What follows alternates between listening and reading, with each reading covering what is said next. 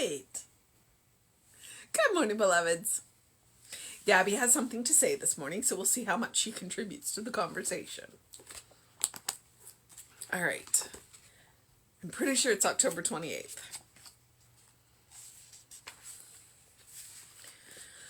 Okay, October 28th. Our title is I Am Now Open, Receptive, and Obedient to All That God Has Prepared for Me. Eye hath not seen, nor ear heard, neither have entered into the heart of man the things which God hath prepared for them that love him. And that is 1 Corinthians 2:9. All right. As students of the science of mind, we should expect the impossible to happen and the unexpected to be made manifest if we keep thinking in terms of God. The Bible has written its promises of what can happen when we let God work and cease from our acceptance of limitations. Lack of time, money, and power are feeble excuses to the person who knows that the mind of God is within him and that divine ideas are working through him. All the plans of the human mind, with its time, space, money, and limitations, are as nothing when God's thinking enters our consciousness. As we link our minds with the mind of the universe, we start into actions.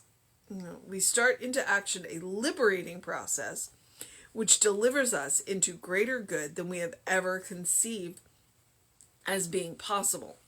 Unexpected good appears, greater love flows through us, and the world becomes a vital, creative place once again. I believe in the mind of God. I believe that this infinite mind is my mind now. I know that this mind thinks in unlimited and perfect terms. It has good for me far beyond my present human comprehension, and I now welcome God's ideas into my consciousness. I trust these spiritual ideas, for I know that they are for my increased good. I open my mind and heart to all that God is. I respond to joy, peace, and new life. I drop all my reasons for my not being able to do greater things. I know that through the indwelling spirit I can accomplish more and more. I am open, receptive, and obedient to all that God has prepared for me. Better, baby girl. Okay. So he used a phrase in here.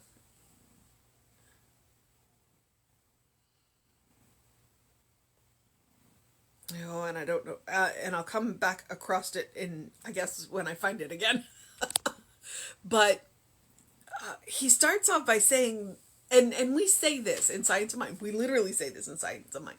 All things are possible in God. What it comes down to is our willingness and our acceptance. We limit ourselves. And he's like, all right, you know what? All of the plans of the human mind with its time, space, and money limitations are nothing. It's like and then lack of time, money, and power are feeble excuses to a person. So it's like, if you're willing and open and ready to give up the how, that's the biggest thing. We get a little control freaky and we want to know the how. And our job isn't the how. Our job is the what. What is it that we want to do? And that we put that out there, and then we let go of the how, and we let spirit figure out the how. Because spirit has an infinite manner of bringing things to us to get us where we want to be.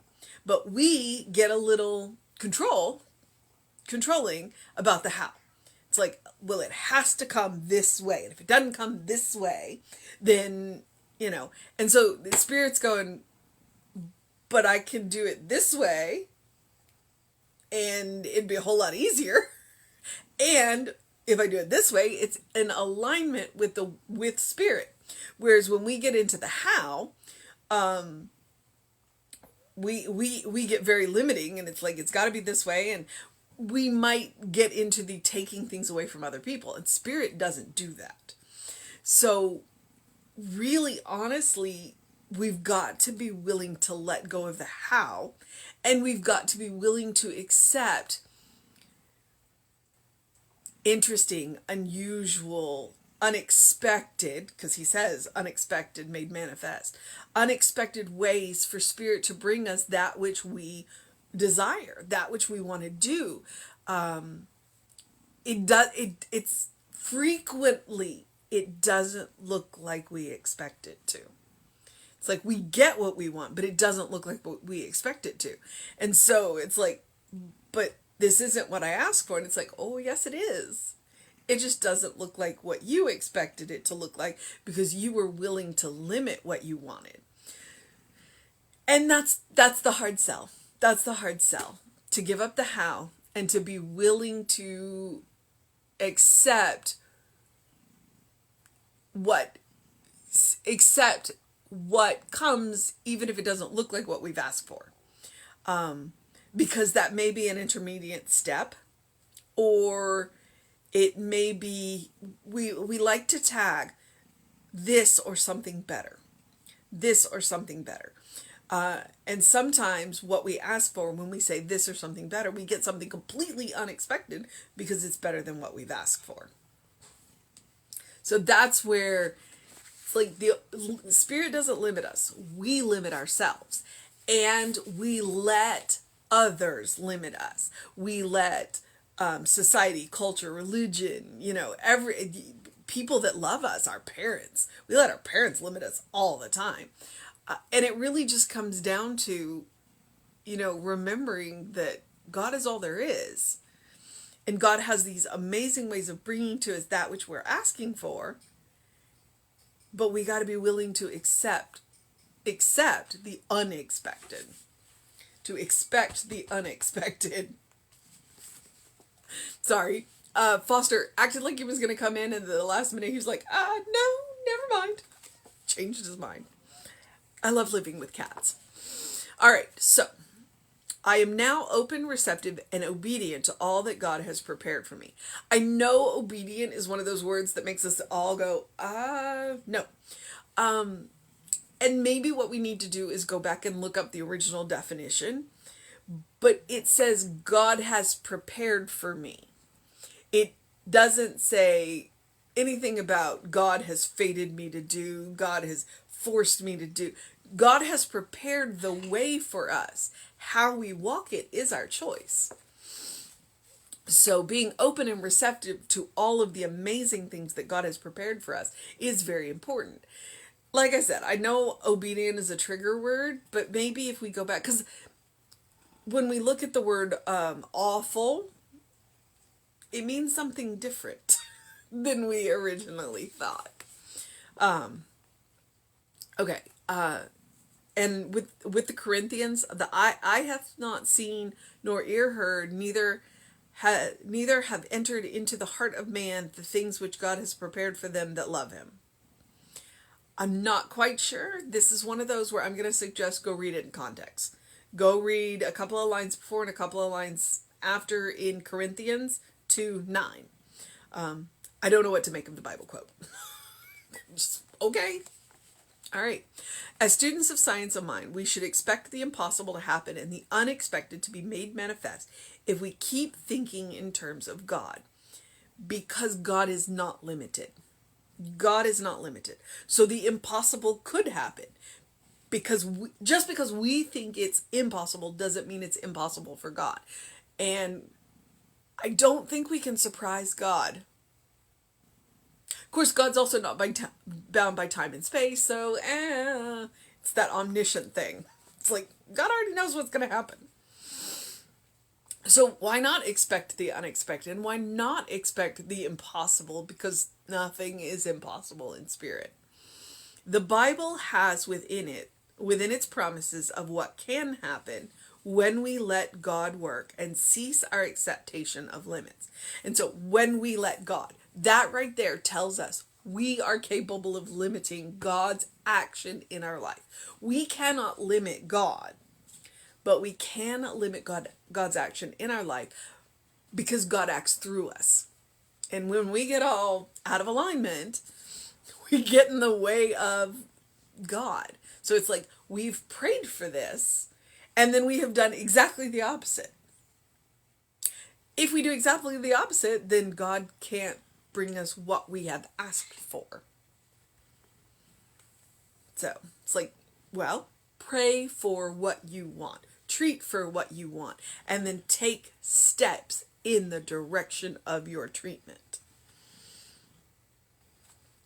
Don't just stand there, and for God's sakes, don't walk backwards.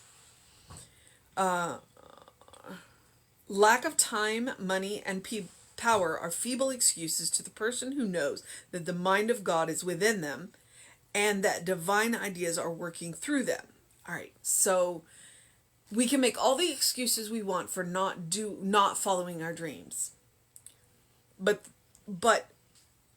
if we truly believe in them and we walk towards them and we take even the tiniest steps towards our dreams, then God will run towards us.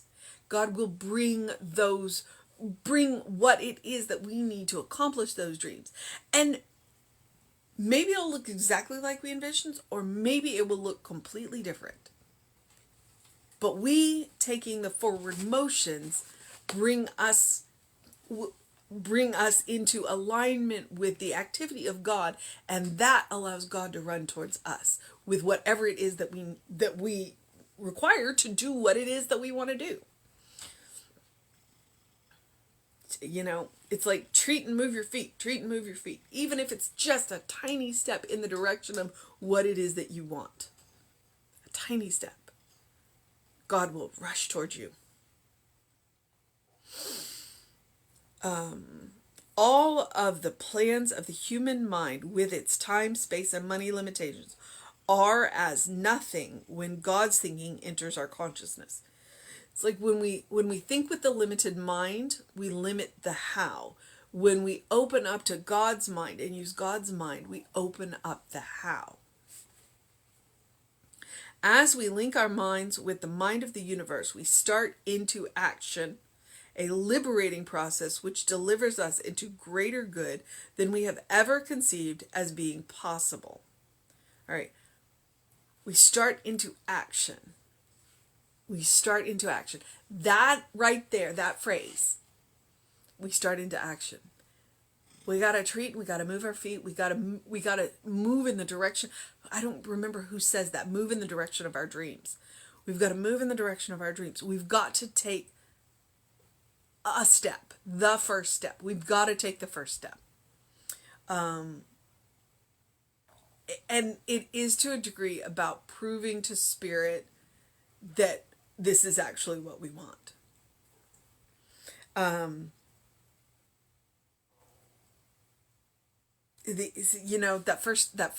first energy's got to come from us, and then the rest of the energy will. And we're still using God's energy, even if we're doing the first step. I'd say it's got to come from us, and then the rest of the energy is going to come rushing through us.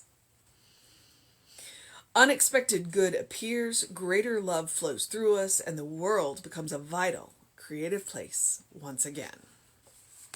All right, so the second paragraph is power statements, mantra. Feel free to use these words, and if any of them don't resonate, feel free to change them. I believe in the mind of God. I believe that this infinite mind is my mind now. I know that this mind thinks in unlimited and perfect terms. I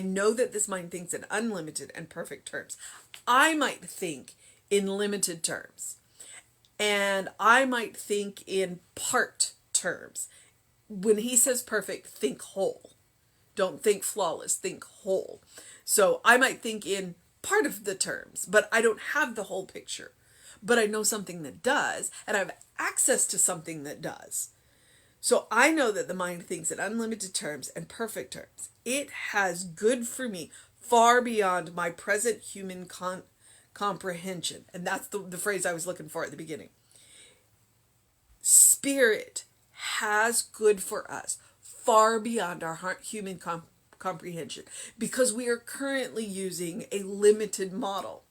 The mortal vehicle that we use to get around in this world is limited by virtue of what it is. And that is okay. That is okay. That is absolutely okay. We chose this vehicle for a reason. We are here for a purpose. We are here for a reason. We limited ourselves by choice into this body to do whatever it is that we came here to do. Mostly, which I would tell you, is to live and to learn. That's what I believe we're here to do. There's no grand purpose beyond that. There's no grand purpose beyond to live, to experience, to be authentically ourselves, and to learn. But I know something that has good beyond what I could comprehend. And so that's me being willing to open to that which is beyond my expectation. And beyond my limited human comprehension. And I now welcome God's ideas into my consciousness. Where I am limited, God can stretch out. And when I'm willing to allow God to stretch out within me, then God will stretch me out. And that limited human comprehension will be a little less limited. I trust these spiritual ideas, for I know that they are for my increased good. And the best thing about my increased good is when my good increases, everybody else's good increases too. It's not just me. It's not just me. I open my mind and heart to all that God is. I respond with joy, peace, and new life. I drop all my reasons for my not being able to do greater things. I'm dropping all my buts. It's like, well, I'm going to do this, but I'm dropping all my buts. Because if I'm willing to drop my buts, then God can do amazing things through me. Even if I drop just, some of my buts, God can do amazing things through me. So,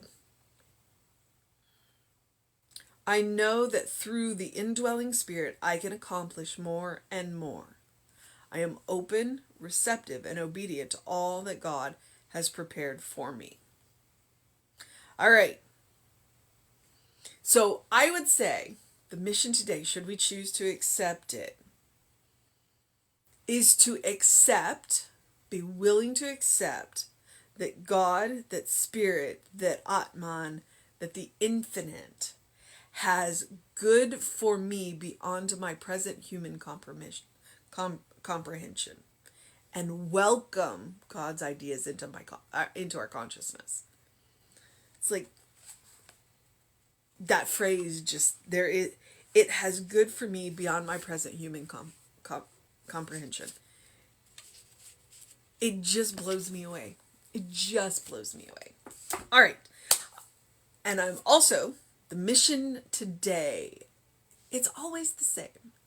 We just use different words. But the second part of the mission, to do something loving for yourself, do something kind for yourself, do something compassionate for yourself. Whatever it looks like. Be it a big thing, be it a small thing, it doesn't matter. Practice makes permanent. I would like that love, that kindness, that compassion for yourself to become your default setting, for it to become your first response. You deserve your own love, you deserve your own kindness, you deserve your own compassion. And as you practice it on yourself every day, you are creating this bank so that when things get a little, you have a bank to draw from. And when people get a little, you have a bank to draw from, to share when you meet somebody that needs a little extra. All right? So, loving, kind, compassionate for yourself, because you are a beloved child of God in whom God is well pleased always and forever. This is the state of grace that we live in. Always. Always. And that is one of the things that I love. And I want to share that. I want to share that with you. I do encourage you to engage your mind and your body. I do encourage you to drink plenty of water. I do encourage you to go get a face full of sun first thing in the morning. Yesterday was a bit icky when we were up and about, and there was no sun first thing in the morning. But today, a gorgeous day dawned. A gorgeous day dawned. So first thing in the morning, little extra sun, 5 minutes. 5 minutes. That's all I'm asking for, and it can change your day. All right. And I think I mentioned the water, but I'm gonna go back. Drink plenty of water. And whatever else you do, open the windows of your soul. Allow the breath of heaven to remind you you do live in heaven now, right here, right now, always. You just got to look for the good and praise it. Thank you, Emma. Look for the good. The more you look, the more you see, the more you see, the more there is. And that's the way it works. All right, beloveds. I want you to have a great day. A marvelous day, a fantastic day, an amazing day, an enchanting day, a good day. And if that is too much pressure, simply have a day. But know that you're loved. Know that you're loved. All right, beloveds. Reverend David should be on around 5 with you. I should be back with you at 9 a.m. And then I will warn you, next week's going to be weird. My brother's coming in tomorrow. I have the week off. I'm going to do some playing. I will get this done. And most days it should happen at 9 a.m. So I'm not going to take a week off from you. And as always, you can check us out on the social medias. I'm the Running Rev Ryan on 3 of the social media platforms: YouTube, Facebook, Instagram. And we are Creative Life Spiritual Center on Facebook and YouTube, and Creative Life Spark on Instagram and TikTok. Oh, TikTok. All right, beloveds. Have a wonderful day. I will see you tomorrow. Know that you're loved.